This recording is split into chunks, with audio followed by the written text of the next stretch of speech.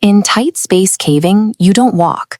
You push forward on your elbows, slide your chest across the rock, and pull yourself through openings one shoulder at a time, simply trusting that your body will fit through whatever comes next. When a passage gets this restrictive, your body has zero margin for error. You can't rotate, you can't stand. Sometimes you can't even expand your chest to take a full breath. This is exactly the environment 30-year-old Beverly Schwarz faced in New York's Clarksville Cave in 1991, and 18-year-old Roger Young encountered inside Pennsylvania's Armpit Cave in 1972. Both explorers were slightly overweight. Above ground, that doesn't matter much, but inside a crawlway measured in mere inches, extra body mass drastically reduces the already tight clearance the stone allows.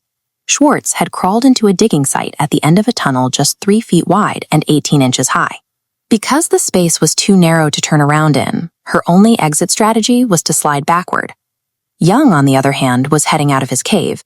He was within 10 feet of the surface. But underground, proximity to safety guarantees nothing. Restrictive caving is defined by a specific physical hazard: the sudden, unforgiving geometry of the human body wedged against solid rock.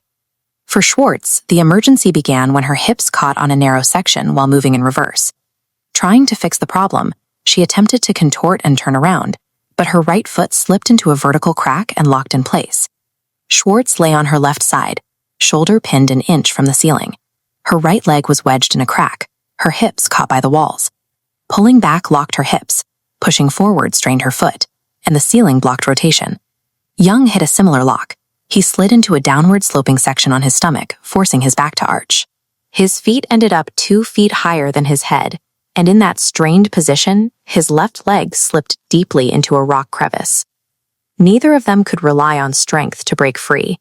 Their specific, awkward angles meant that every normal physical movement they tried was actively blocked by another part of the cave. Once the rock locks you in place, the immediate threat shifts from the cave walls to the environment. Time and temperature become the true killers. Schwarz was pinned in a damp 45-degree Fahrenheit tunnel. Lying directly against wet stone rapidly drains core body heat.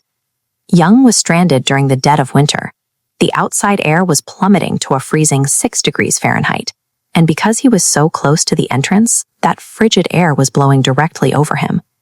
Desperate to get out, Young's companions tied a rope around his waist and pulled, but the angle was wrong. Pulling straight back against an arched spine only wedged him tighter into the rock. Schwarz and her partners try a different method, shedding layers to reduce bulk. They managed to pull off her boots, coveralls, and fleece, leaving her in thin thermal underwear. It failed to give her enough clearance, and now she was heavily exposed to the freezing dampness.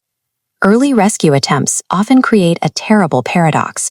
The immediate reactions taken to break free, whether pulling blindly on a rope or stripping off warm clothes, accelerate the victim's physical decline. If you panic in a space this tight, your body works against you. Hyperventilating expands your chest cavity, erasing the few millimeters of clearance you have left. Thrashing around only wedges your limbs deeper into the crevices. Surviving requires an immense battle against the natural human instinct to fight the dark, crushing weight of the rock. Schwarz managed a methodical calm. Even as her core temperature dropped to a dangerous 95 degrees, she analyzed her angle with her partners and resisted the urge to kick out. Young endured his trap with total stoicism. He tolerated extreme physical exhaustion and the burning agony of his arched back without fighting his rescuers' efforts to assess the situation.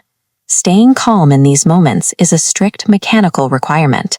By controlling their breathing and staying still, they bought rescue teams the critical hours needed to engineer a real solution. Cave extraction relies on altering the physics of the space itself, treating the rescue as an engineering problem rather than a test of strength. Rescuers initially brought a pneumatic hammer into Clarksville Cave to widen the walls around Schwarz, but the rock wouldn't budge. They quickly realized they had to change the floor instead. Looking at this extraction plan, rescuers focused on the ground.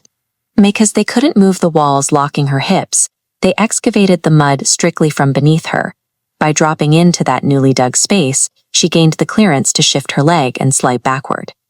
Young's rescue presented a different geometry problem. His downward-angled position made pulling from a single direction impossible. To unwedge him, rescuers applied dual forces, pushing upward from below his stomach to flatten his spine, while simultaneously pulling on ropes to gently slide him backward. Both extractions succeeded because the rescue teams abandoned brute force in favor of precise spatial engineering.